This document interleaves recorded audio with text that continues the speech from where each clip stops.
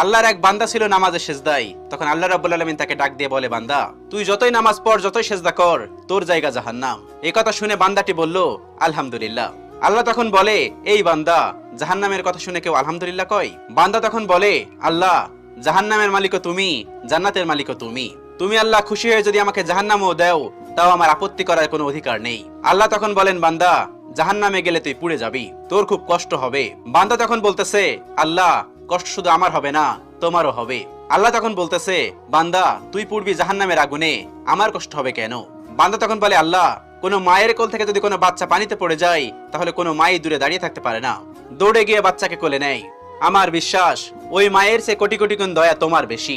আমাকে জাহান্নাম দিলে তুমিও আল্লাহ শান্তি পাবে না। আল্লাহ তখন বলে, বান্দা, এই দলিল তুই কই পাইলি?